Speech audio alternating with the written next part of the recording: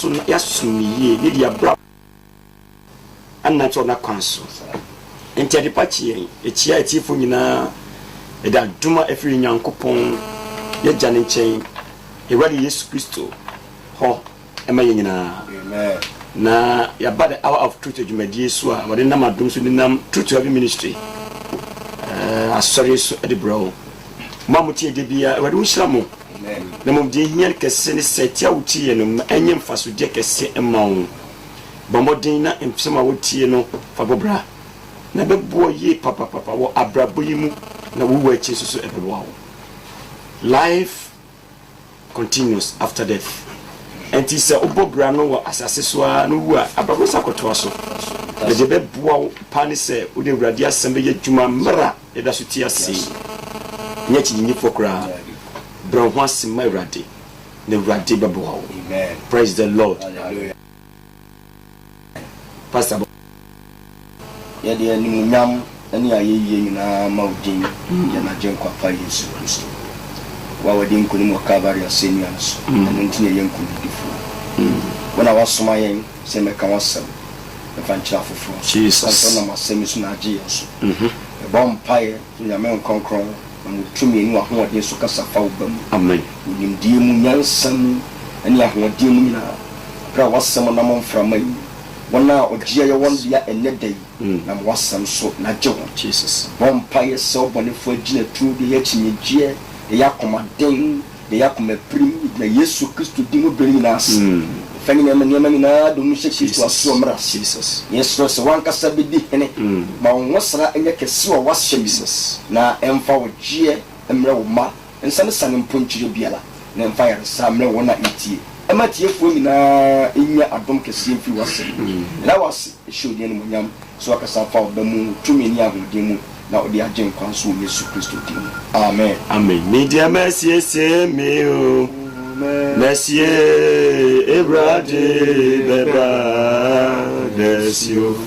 mi se media mercy se me o ebrade beba desio ebrade beba desio hallelujah ebrade beba desio ampara sisidia wa yedi ampara mediama siesie mi o esie sa ebrade beba desio amparo mediama siesie mi o esie sa ebrade beba desio many of what is who is here now everybody baba so we did one you baba no matter what and no baba will be chance say ne confidence tito bia na everybody nipa adwini say everybody my no ebeyan ko ase bia ewiom besachira na Yesu esane eno de everybody say nye ye wamfa ma ese mu shafo bisa no say da bena o man be dey baba say ade no ka kire o say o atu manu o say enyamo de ese enyamo de ne say be dey ana bre no edon ana se bre no na mo de mo ntwen o Jerusalem sam me bo ti ase entino e wa we dey obeba na e wa de beba ma ankrankre ansana wa yin ho de ni breso a ai da bena o de hin ni be ma ye no bisa no na se enye emu asem se ha don na se bre sa enti de ka ni se Yesu beba Yesu gusu ba de bia oba sanse ena wo firi mu a Yesu aba ma wo ti fi se da Yesu ka kire no o ka kire suafo ni se mu bebi wo ha mo nkan wo hwe na me maya na ya den aba na sankofo mianso ma wuwo Yesu kasa o kasa wa bebum eche nipa na so nipa entiase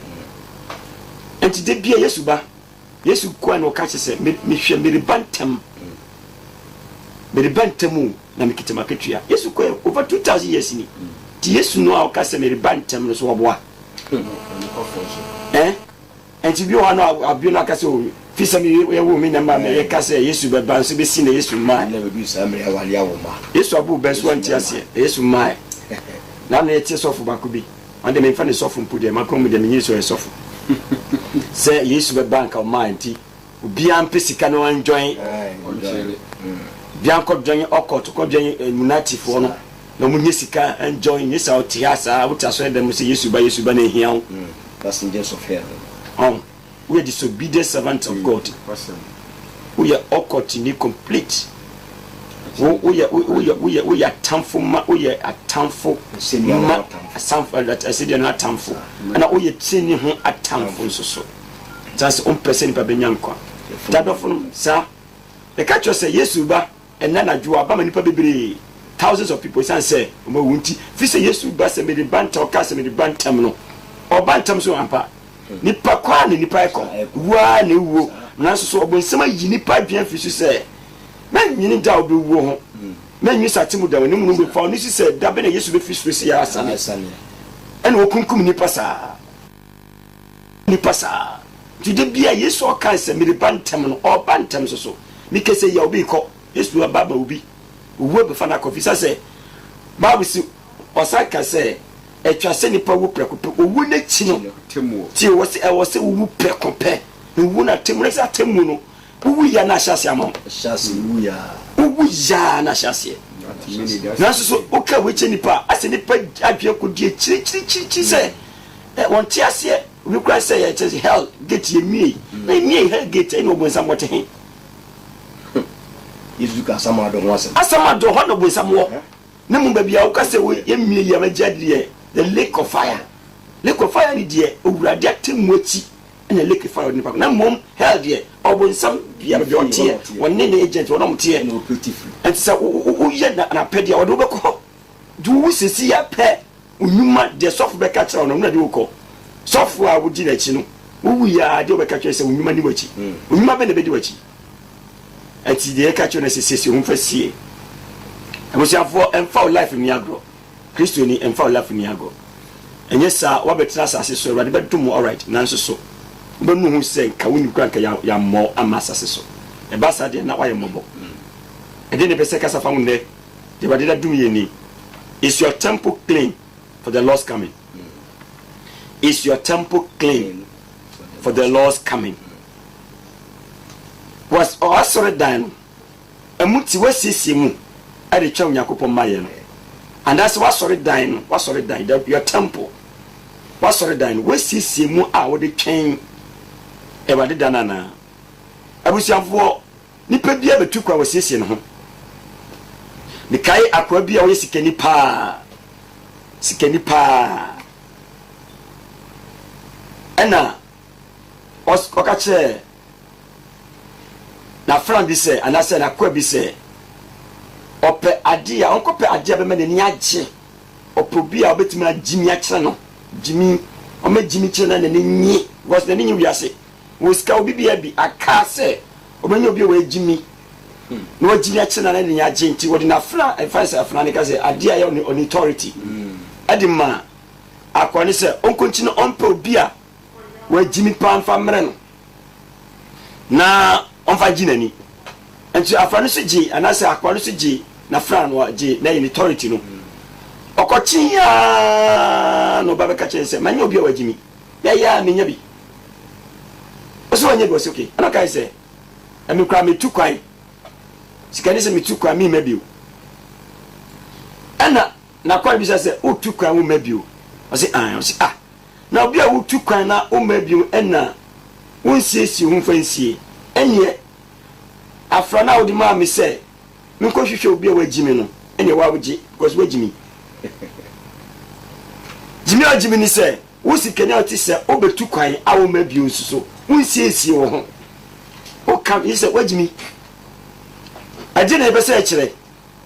akwantu bi de nipa nim Yesu ma ya akwantu de nipa biara nim na so wonsiesie wo ho so is your temple ready, is your temple clean for the Lord's coming?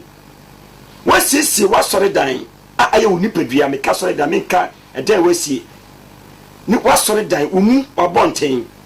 wasisi ade twa Nyankopon maye ana na adenti akwantu da ye nimna wonsiesie hui fi say we ye wade do ye ntino God is keeping on promoting ni maye no promote just wo ye numa bia o said that just say obonde o promote just say obonde ro kan ho asem on ya announcement say we are say me maye eba ye nyina su kwadi wada say de hye numa si kono enti adenti Yesu bode huro ni nyina se opese me ni ye dey sisi ho. Praise the Lord. Hallelujah. Adi nyina dia danse say Yesu maye enche ebeba oba be fa na so the glorious church me kan na sorry a na sorry odi ni moja hwegu ama no me ka edan aye de esasi na mo ni padua na aye onyame honhom no ana se honhom atiye mu no oba de be fa yakọ eti o bisese wasisi ho asie mo ni se nipa aye aye pade aye fe pa sikani betima sidan asisi mu owura motimi abranti betima sisi no obaware asise wo se sisi dan mu owura motimi say yes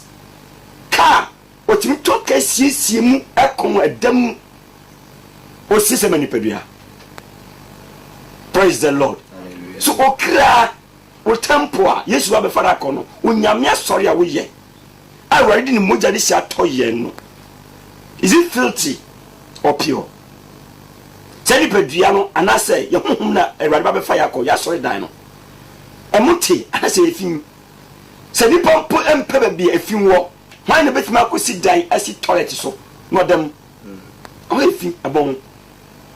Say ni pom pe be efim a. Adi na ye jai ho ma ya sorry dan ayefim. Na Yesu ba onya be bintina. So is your temple ready for the Lord's coming? What want it to say? It is saying. What is your nipedria? What is your home? What is your cry? And then should ya a dear nipedria ye? She a dear cry a big tonic or cry. Sikenti. Praise the Lord. Hallelujah. Yakai Radia said 1 Corinthians 6:19-20. Pateka Korinto Foma edikan tinsia yemu donkono ne aduonu Yanko Korinto Foma edikan tinsia yemu donkono ne aduonu Yanko anase munim se munipedwa ye honkonkon a owo mumu a munya firi Nyankopon wana sori dan wasi obi se nipa o se nipa da se ni ti munim se ne si boye bra fa no se ne si dwene fa no nyoma ye no nyoma edi gu ye ho fini so ye nimana are we ignorant about this? Say, when him say we pedria, I own Yankopon asore dying. When him say home, Yankopon asore dying. When him say cra, Yankopon adio. What's win him? And I wouldn't him say, ni pedria nimpo, a tede beer. Ni patimika say ni pedria de who young Yankopon. And see, obeti do ni pedria, I ye do pebia. Hey, and a body be a yen pedria dear. Obenum say ni pedria. Anamebwa obeba dwama eni pedua enti no ansan na obekase ni pedua ni enya hwe no enti obetimi ni pedua ye bibia opebia no dress bia no ye oni pedua se ne sa kunyankopɔ bɔ no dane no o ja se pon ho se si pebia oba dan utini ni pemi shawivon bo wasum to kona sasumade se traza bia opebia wasn't wunnim odaseni wunnim say ni pedua wo ka ho asem no aye den ayo Nyankopon asore dan aye onyankopon wanka obi a wase onyankopon asore dan enti wade boni pa say nipa enye na asore dan tie enti asore dan wo sum no ehia bia no wasi no wo bi se musasi no wo asore dan bi mu a efani say curtain say wo hompo kwa ye remote ene ebie curtain keke the remote.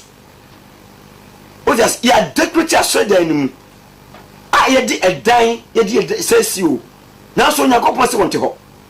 enti o se wonnim woni pedua wonnim se Nyankopon asode dan enti so Nyankopon asode dan woni pedua se wonnim sa enti o ni pedua be ye boni bia ope enti obi se ni pastor ni pa wonnim to so ma we say anase munim se muni pedua ye onkonkon a owo mu ana o se bi sa se munya firi Nyankopon asore dan ana mo se nim se Muni pedua no aye den. Konkro oti ye mu na. Munya firi Nyankopɔn. Ye nya firi Nyankopɔn ho no asɔre dan na because na munni mo ho because konkro ti mu a na obetira asɔre dan ma. The spirit must control your activities, must control your thoughts, must control your behavior, must control your character, must control the way you talk, must control the way you behave. Enti hunkoko timimua adina hunkoko mama di mini pedua ye enti bisa say jamamo na wutim akayo no just a phone so hunkoko di yo no ana enti wasi munim one say ye yasore dan ana ye nimpo say aye hunkoko ye ni pedua no the temple no enti adinti na hunkoko eti yemu na still our body, our temple is not clean for the Lord's coming. Tasumami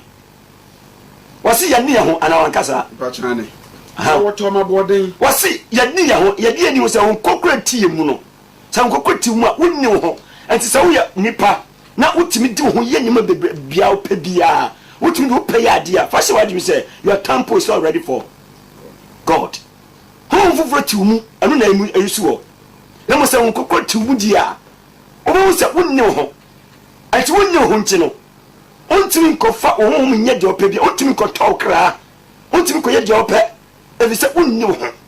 ho hun kokro wonni wo ho wase hun kokro ye hun kokro so danti ye ni ehun oton so fu ka se wo so de mane se wonni wo ho ebi se ye de Yakobon pe enenante Kristo ni wonni wo ho e de ani ni ho se ye ni pedua Yakobon so de dan nyame ho etiyemu. Praise the Lord. Transform me. Na woto mabodin wase awurade di ni moja etoyen abodin sa temple na ye ka wase ni pedua no nya Yesu Kristo ba ya o hwe Yesu ni moja gu ye no wan hwe mu ama ye fa ni se emoa wan hwe mu ama ade na so o hwe gu manipa aye ye konkra fi se ye na so dan enti mon hwe Nyankopon ni monyam mu ni pedua tio ni pedua na ko sinti no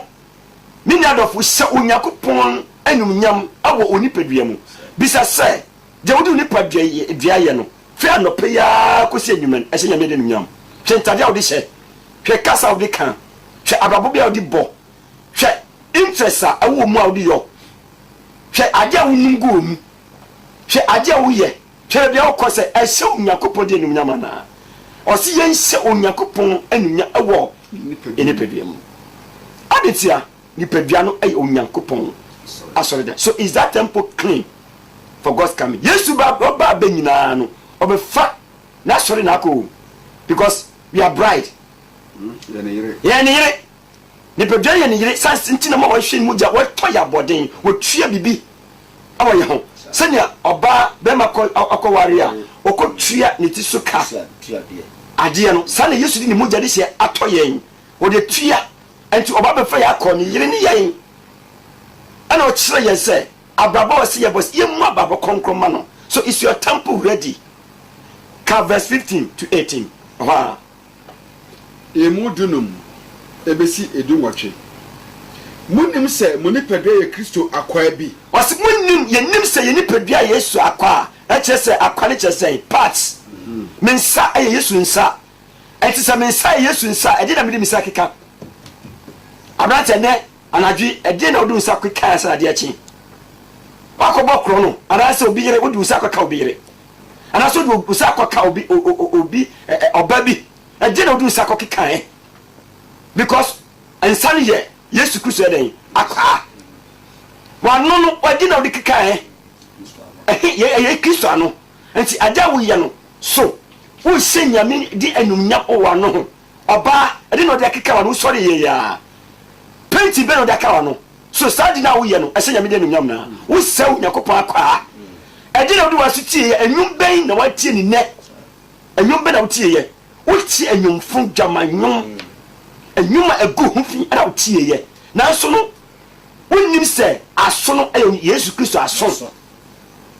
tie na se wo tie ase ede ene na wo di woni hwe ne mrantie bi akobo twonku obabi e ma na atwa mu na mbu akonta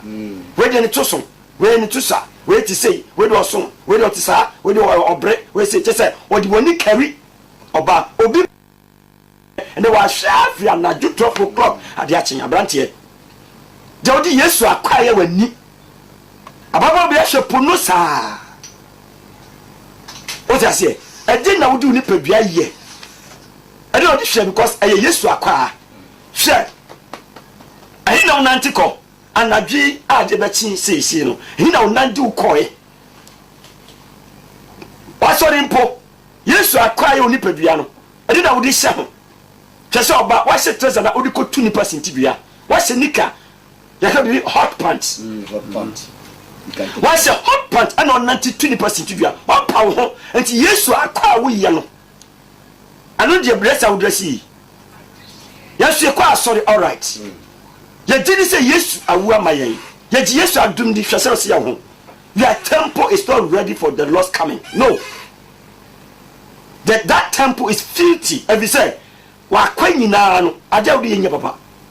aja wuji wudwa dwumbone wudie adwen ekutawo wa koma edin dodo so sa koma Yesu akwa bia na se Yesu akwa bia Yesu ba asase so no wase me jo me bre me ho ase wa koma Yesu abekon o se Yesu abekon Yesu no bia yakada tasma me fa Kristo akwa me nkwa no odwamanfo akwa wase me fa Yesu akwa Kristo akwa Kristo ni padua akwa me fa nye dwamanfo ene ade a obonsam atogu wiem mfama enam wiem e dwaman a Kristo fo bo dwaman asofo bo dwaman awari fo bo dwaman mante bo dwaman ene abase empo se nyame na ya aduma ka e be kire nkoda totofo wa dwaman otase ya bo dwaman na kire ni pasum awura mwati oh ya bo dwaman di aye dwaman ene so bu musa branch be kan bibia na ye dwaman wo hwe bibia e dwaman sam wonu obi fa damfo a ye dwaman komo o te say dwaman adore ni part to the sense say ya di yo nya ye dwaman ye dress ye dwaman ene asofo bo dwaman heavily ade obo se ba togu wiem dwaman mo dwaman komo dwaman di yo dwaman nyum anu se ye to enti ama ene correct ko se enu amoto nyina so dwaman ko ana otadwe be yesi ana we be yesi ana we be yesi sa ana nusu na mafoto nsa ba ye ton ninya dwaman ko unum se we ya be ya osi be yesi abrante we sesei ebe Ghana dwaman ko ya di yo nya be dan dwaman ko weekends ko he dwaman ni pa bo president ni misi president ya be onye sa become ministers MPs the MPs the small honorables no but I say dwaman kunwa the amafo yiri pie din totofu ankoda totofu ne Ghana sika be be ministers estani pa ye maiwa ho toka ma maiwa sidama maiwa on maiwo die na ande anwole be na obi o ta say dwaman kwa anti na Paul atuafo se so memfa bi ni padua kwai emfa dan dwamamo ana if say unim say yen commission to unim say everybody by dwaman ene obi be crash or commentators okoba dwaman ene say me say mantimatis ko be pekra bi abon ko ho na me bi jeje me jabon ko o ko ala sa dan mu condom so nko a ene ni for ba ho dwaman ho kwa kwa dwamamo ko a obi crash be come baba na dan dwamanfo bompire magano ebiti botwa maya asore dempo asofo bi abotwa ma ho youth for bi botwa ma ho adetsa dwama mo akiti as ukwa Kristo sum sisi ya dress ya o dress ba so dem dwama mbontia oba ma obi asinipe oya be ma oba ama oba bi adon anti enyum na wotu na asore dem wasa enyum no onfa mpa anyina se wotom ya wu se onso ho no anya dwamabo dadana ho ko so oba bi wa kana no a otina ho na obo oso tunimo ye oye efa ni say worship ko hebe be ofre dwamamo ntie o kasa ase odi oso abofo ni ne kasa Uma bia ya me dele bia ofiri a masa aka wo hwenu jama mai acha sike bia bia for almost. So is your temple ready? Was intimi fa makwa Nkwe no dwama fa kwa na was empemu sana was Kristo nia wo ready for heaven utimi ka sa memfa mensa enko ka ade ayefin memfa manom ko ka ade ayefin memfa manin ko hwe ade ayefin memfa masuntie ade ayedwamansam memfa me kra ema oba memfa ma hodi ma oba memfa me ho memma hwada pa ema bema because of judgment so we empare me sa Kristo fo sa oman sa mranche mabawa wona oni Kristo a wabɔ hwada pa na wode wakɔ enum nsa wode wakɔ enum cigarette wode wakɔ enum jot na api wɔtɔn wɔkra egisika ma akɔtfo ma even illuminatis for me sɛ emfa akwa ye Yesu Kristo akwa enko esa no ma no obi tima ka sɛ mpare no na wo so ka ne sɛn wode wagya tum asɔfo wagya tum wodware ma ebirim na wodware wɔn just so dem chase puppet so umfa ni di ba kokra ma awrade tim akwana awrade ba hwe ni mugya gwa maye no idi je ope bia wo chase wo du tie di pe bia ha wo di kafra obakra kafro as Christ to say obabia ohun se no ofa ni to so nti sa to no wo di betu sinti dua sa wo ni se ni to so me ma pa to so nti o sa aso dem ba wo so ni to sa adetia na wo ti ni tonko a chase kwaso ni to so anti akwa wadi da bone so wuje wadanam no dwamama kwa wudi mi se wo ye kokoba wo sim nyina ye kontino wuje hot pant ko no be she cause wudi mi se wo ye kokko hwe hundam na wo ye kokko wo se wo tumi se wo du sa ugina so ti se ugina so se wo set as ya uginam wo tumi ko she evani se ahwehwem ahwe to ahwe yes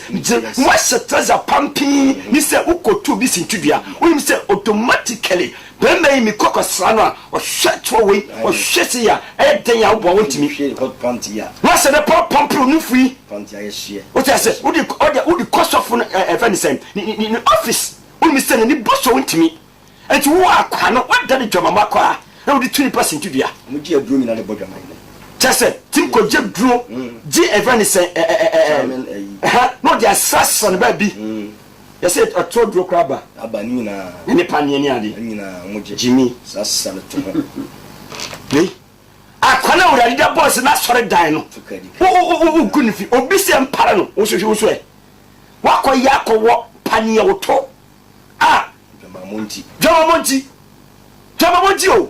edi ano no Yesu ba so is your that temple ready for the Lord's coming oboa and it tofu say masa akwade nyina awurade bu nyina tan o ha se wo to so se wo yakokọ se wo so se wo ti san na wo twi ni person ti dua no sa brantie obitim ka se awurade mama hoden me metimi di nipa beye oba beye tan adada ko wo ye jimini o se wa hode wo di wa kwa ebodwaman enti ebi ekọ competition ahode ho emra ba ka se hun konkon ba yenso a ye beye na dance wo benya hoden aye na dance fo no wo di ahode wo di mama kumokra o ti ase ye oboni bi wo udi wa kura heaven ko bida bibi ti say disobedient ye ka twi say asodin abusomsom o ti ase pride amaso fornication jamamo o ti ase sanu me na sesu no say to moi forget about heaven we are suffer forget about upliftment. Yeah, we were didn't know. Sana ya kawasam disobedient, pride, fornication, and what? Idolatry. Busumsum. Sana menyina. Enti sa umma wa suba no ma twa hia ya busumsum. Wo gide ko rest ade no mu. Wo gidi wo so fu si Jesus Christ. Wo gidi awo about nsam asi Jesus Christ. Aya busumsum. Sana ma no as I say, Bible say, Unyankopon say, yes, you say, or no being ten and no. So I say, I my most who sell Nipedia, a friend said, the temple of God, we are destroyed, who defeat canon, and to Unyankopon Nimuno. Hey, you are even more than rag. Why is it them? So I know what tears in whom cocotti you. I was your for your son, you can't say. Say, have no park, and you are not Becassa, didn't pay heaven a credit. Into I want to answer them home. anya yesu adom nye say worship a we ya wusu na je say yesu so mo hia aba o ya worship wusu de bia enti mo fa ne mra me eso wusu kwa the boyfriend na jano o ja say enti obi si debida masa to asoma me nko ada say up to 18 ana say munum say do de no bo odwamanfo ho what we nim say do de no bo odwamanfo no na ye nipadua oni ye nipadua ba ko enti tie obi timi ka say he ashawo girls and they're dressing with trousers with knicker with jewelry with makeups with shiny lipstick with very same different colors etinya ye dye o just enti so wo simi of my media me so bentisa no me dress sa wo du akobo jamanfo nti wo so ye jamanfo what I say cause en kan no titina nyamesom ho no sa no menyina no e jamanfo de ye ana ye Jezebel subai Jezebel ye sa de no bible muso no ba me ti ase say wo ye jamanfo wo ye befo jamanfo enti se wo si odi nko bo jamanfo no so de wo ti sa woni ni padua ba ko efisa o kase wo mienu be ye honam ba wonim mienu be jaman ti ba honam ba ko enti wo wodi nwa ko wura sa nwuma no so ye sof ma me so hwan so ye hwan so far as I would dress ye German for to ye German for I teach you completely and men ka say nyamesu yakoma mu de wo akoma mu no ene de wo abonti ye pe and say our bonti e filthy our bonti ye sanwema no ma san akoma mu tie akoma no se ni de ye akoma pompi mu jaya na akoma ne ye wo pe your will and atinka your will your emotion your emotions your heart aja wo pe aje woni je enu ni wakoma no enti se woni jibone ho asa na wakoma te o ja se woni jiwiase sam ho asa na wakoma te so woni jujama sam ho asa na wakoma te so ansu wakoma na nsu de wo ye enti so famia o ka che ye se ya be sum wakoma mu no ena o dress basa no sa basa no sa na wakoma mu te enti your temple is all ready, it's all clean for heaven. Trust me. I want to trust the haki. I know the haki to because when me say we same go ho. Trust me. Na de odi no bo awurade ho no ne ye honhom ba. O si de odi no bo sania obi di mo bo jamanfo a oni ye honam ba ko no. Sana obi si di ho bo Jesus Christ a. Ne ni padua no be ye Jesus Christo. And no need Jesus Christo soma make markers I'm ready for heaven. If Christ's character is within me, if the spirit of God is within me, if the motive of God, Jesus Christo ni adwenya nti Bible catch say mama Jesus Christo adwen yes adwen heaven say obefaya ko be ono otie ene wa ye konkron sa otie mu nti wo Yakobon sore dan wo Jesus Christo sore dan e dey odin padua ye tosoma me 18 no wie yemudu nwotwe watwa say munwane adwamammo wasi watwa say munwane because they see ni padua pai adwamammo adeyo munwane adwamammo abranche adwamammo ene mranti ati asore dem agede wo hwiase ya jaman because a manager say jaman na member no so bo jaman and asofo so bo jaman asofo bia me kan pain was ready so asofo bia wa ji make us atum asore dem say e ma wo kwan say wo ye sofo bia wa ji trousers say atum on asore dem say e ma betim the bar sorry sofo bia wa ji mini skirt mini dressing atum say on family sorry so for bia waji ensatia even say sleepless na oba motrom go obiti pumping no fukura fa ho na wo kasantia na wo jetum say makeups anye hwe na pa menye hwe ena ma ema ho ye fan wo ye jamanfo because sade no a promote jaman enti wo di jamanbo ena wo wa sorry dem because sade na ma mrantin bo jaman city because obon some nim yes Bible akase meb se obema hu oba na the control no wa find that on akuma mu aditi na Bible kasa because bema ni adibia boss biara abu hwa konta enti se bema ni kobo oba nufu so asa akobo oba ni private part bi so se miniskirt anase na bia obonsam nim if Bible ni se eba atati bema no enti afi ti sofo se wantimi sisa no mane kwan na ma kwan se a man for such dressing full and not sorry demo. You are promoting nothing done fornication. And to wish off from Crown Hotel. Who bought your mother beer wakum? A big crab body real. because nyoma na woni bubo so no e tratew enti so because to me so babis e ne de wasi fom ho afa what bo dwaman wakoma mu because obana tratew ntina we sa come for manatra what you see enti so fu bia o kasa tia asori bia ji sanu mantum no we are rather promoting fornication than having. So that temple is not clean for the Lord's coming. Opa Jidi, aye no kra. Sa mo sese mo kasete no yifri mu a ewure mo ma betina sa so dan mu. Aye ni padua no mu. Na ye didi die se. Amen rade. Opa so ka amen. Amen. Verse 9 to 12. Pacho, yimudu watwe no. Boni bia onipa ye ni nipadua mu. Wasi tie. We are talking about the temple. Boni biara onipa yan enten nipadua mu. Na do obo adwaman no de. Do obo dwamane de. Oye ono ni nipadua. Oye ono ara nipadua boni nti se dwama mosu, dwama monkomo, dwama adwene wo mu a wo se wo nipadua. Wo se no. So that temple so clean. Enti bebia aso de biara ye promote sanoma no. Society bia promote sanoma no. Me say your temple so clean for the Lord. And I can say you wait for bagu. Na so wo abekọ hell ampa.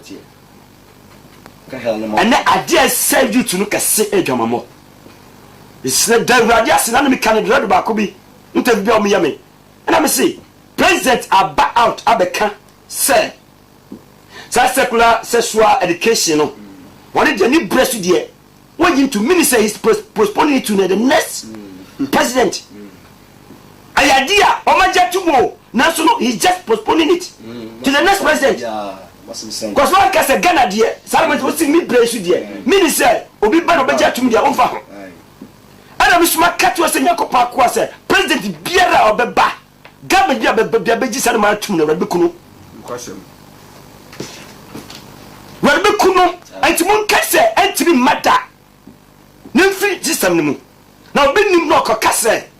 or medium postpone. Fine, and the next person I go, medium budget to about get to me so big. 2 years power wakunya no so a what be cool because want to for personal interest and my uncle health and we believe sir this country is a Christian country all our item national item I can and everybody saying pledges I can no ye ya medi and na anoma sentia anka I can crowd tie radio se ne esi bo your friend say national atamni pledges dia unyamedi wom I promise on my honor and honor to be faithful and loyal to Ghana my motherland. I pledge myself to the service of Ghana with all my strength with all my heart. I promise to hold in high so help me God. So help me God. So help me God. And you back where Tinichi was it Bompai Mama Musam Yawasam Napa Saudi Bompaya Ayakai Ghana so Nyanko Pong Fagana said Oh no we are my papa Odo ma my no warana yeshe odo ma my no one I what is Sabakus or Mirifinta to Nusuka home. More my own Ghana, my what out Jomano, make us say, and to one bed says she's able to her uncle and to her uncle. Now, yeah, it's him and woman. No, and to move first, what you say, any government be a bar on protect those of the people because we are all Christians. When nobody on my soon Nara or Quasoni, what senior me some pain. But what I want to divert from the laws. Is your temple ready? And to Ghana, Maza, ye Christophonia Kayana Tuntina no Maco say, and net got to fight your Mayafa. Kunkuni Passa, net which you got to say, Doctor, won't know your tin wakusqua ba, sir, company pack Caranafu to Tony Papas, and what home about Kuni Paton. That's what I done. And they kidnap us. I can't call him, sir. I police for so therefore, no one could forward Chile. I must stand on custom. Meanwhile, the country is depending on you, sir. We trust in you, sir. Move to my boy, and then the Pacum. We are peacemakers. Then the Pacum, Umentau so. And then a chili pot within the chili corporation near Jano. On a more, Nasa Pepe. Think koji tuo fi so jani ho tuo fi police no na tachi de man kukum nipa na fa sika brame e bado hu mobo ni nya ye Kristofo ye kaya no tum na ye munya mempai ni nya obi a wodiama oman ni ya braba sai ene ma sa obo nsama nya anya yesu tumi sa okotfo dihini sha enen se ba tie ye timi kase ye pe apimfo amparampa hu se na apimfo yaira oman mu obi ni ho beka ho hwe kuma apimfo sa na nkoda yira na ye wo panya bono hospitals nipa wuwu bien ka ho hwe Nyankopon japade ne ne sa atimo bi bo o se ye kese bi ba Nyankopon se ne pedua na sorry dan so is that temple ready and that esa kumi kwase ya sofo ya je to me say ya sofo ya ti Nyankopon dem we are worshiping in the altar of this almighty God but we are not clean we are serving with filthy things filthy mind sofo we are comfort sofo comfort sofo we are cotton sofo we are natty what's the meaning of all these things? So for you are holding fish so now holding fish from now what turn your mind near menipa tells you Ninyamia what do he and it is the occult for the yasa government near the day the come minister at the day yasa no man now we stop from super yasa then where are we going? The someone remember who said ye do your crano ye for whom bata yesu ho ni yesu nya hu number kon na tima boy ye kra na tima boy ye dachi na tima boy ye chima na de bia mesuma ye chima ze chima ya mano na ye kotrom ye fansen set yo I didn't remember you introduce gay but introduce lesbian ama hom to who's a kwada yes the command be must have start to be say parents will have no the right of the child. He said the right of the child is you don't have any right to the book that child hey and to be jira what afie na o mai ye nkwasi asem so ntiminka because we are over poto Christo for the enka no na mo nkra na mai me see president bia baba be gisa no mato already be kuno me campaign say urade bu fuse be baleso men kan men tusabe men kahwe me kasese nyame akoa efise Onyankopon ni da oman so enti yefu nyame so mpa titifo di ja oyenye ma oman da so ho no yefa titi yama school mu da bia metaka hey I can be sitting in the 3 places.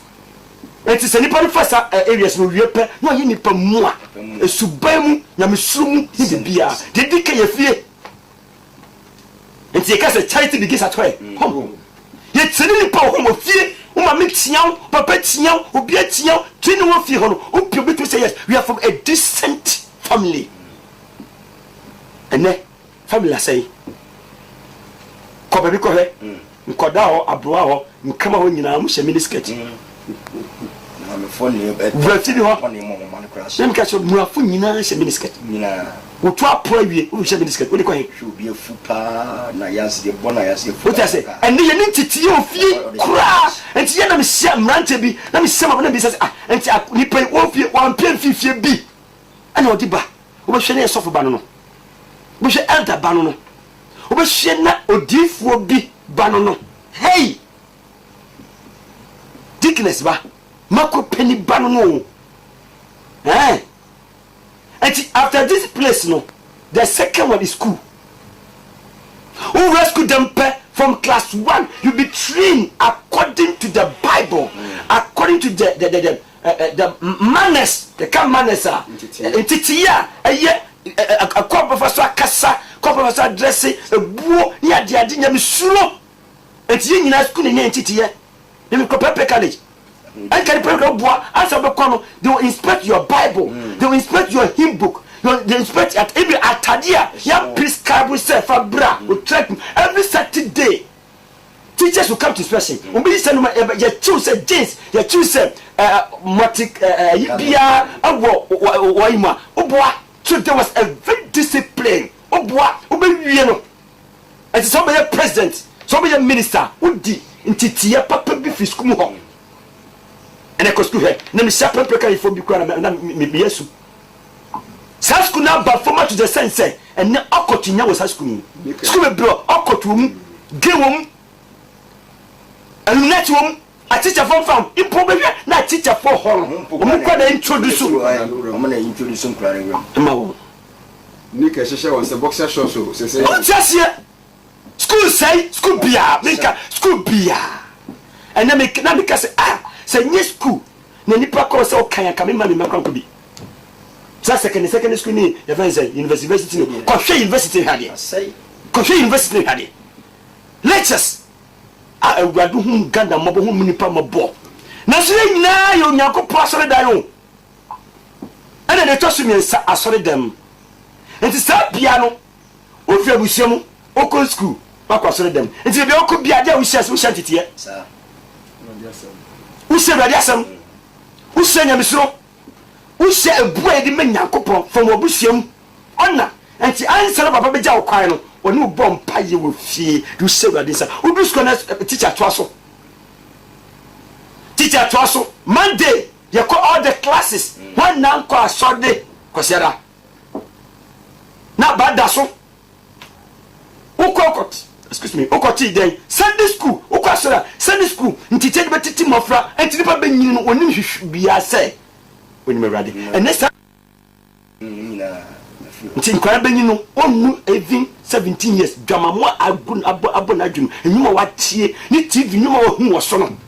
school TV e ma kwa me preach ho David the first na school for nanga so for ba na usa kwa wakotu SU wakotu your friend say pensa wakotu bebre group bebre a otu say na ya ni ka prepare Sunday school say ye be say ya asore wo hon e che asore bia ene me say ready say make your temple ready for the Lord's coming we say for ye akra ho ye chima ho asore ya de e what for sina me say tam so ko na he de be ye pacho e munkuno ani du no anase munim se wona wantin no nya nyankopɔ ahenie no munim se wona wantin wonya nyankopɔ ahenie na mama wona adamu mo bia na adao adwamanfo ne abosonsomfo ne awaresefo ne ahohwifo ka kire mo ne merema da on se no merema da ge ne ma ne awifo ne anibirifo ne asabofo ne entokwapefo ka kire mo ne amimfo munyina munya nyankopɔ ahenie no da ni na ya de se nyankopɔ asore dan ese nyankopɔ asore dan is your temple clean for the Lord's coming so what mo bro say ohun yambo yenka last quotation Romans 14:7-8 na emphasis ho Romans 14:7-8 na emphasis imu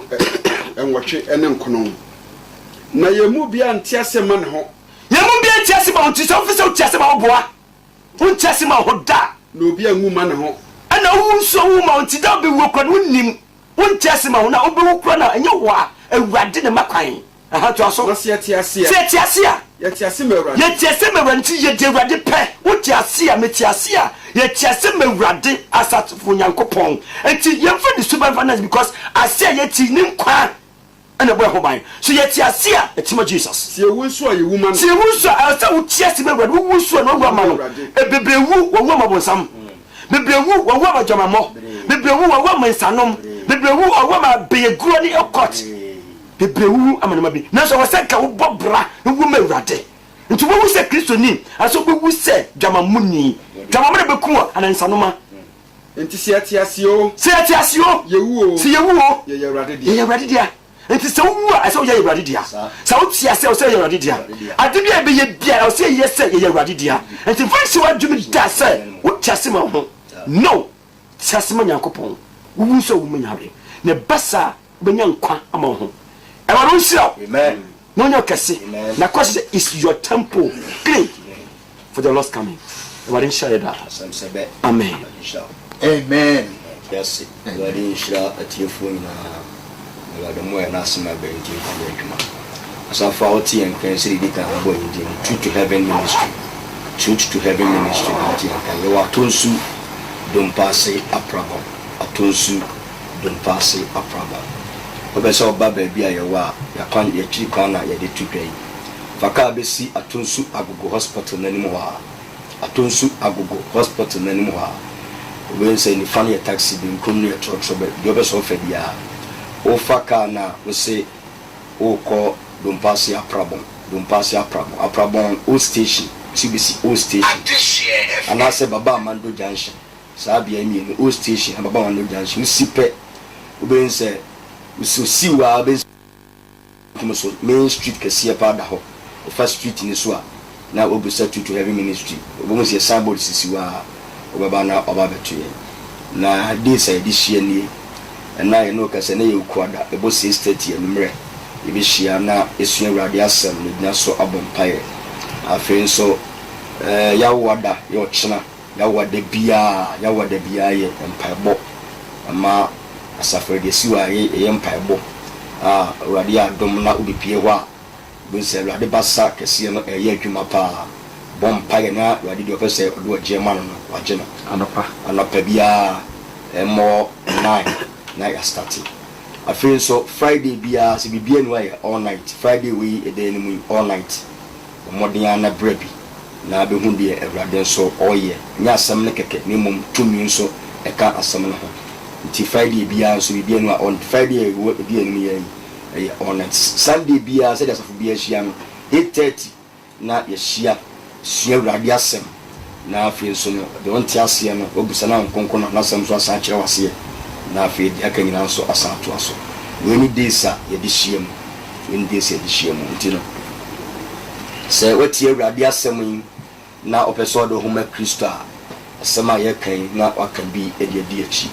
na awurade so e do waka ne ma ka se enedai awurade Yesu me da wase awurade Yesu me da wase me ditum se me ye dibon ye ni ditum se me ye dibon me boni nti na abewu ye boni nti na me na me bembu nti na asore ye na me bembu nti na me fa wo ye mi wura ene me kra gen kwa efi na ekro me nkwa na aka nyina me so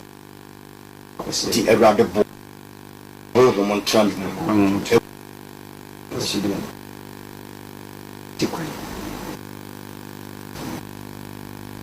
kwano dompase apramo atonsu dompase chira kwan se uduru wa ofa ka wa to apramo usi ya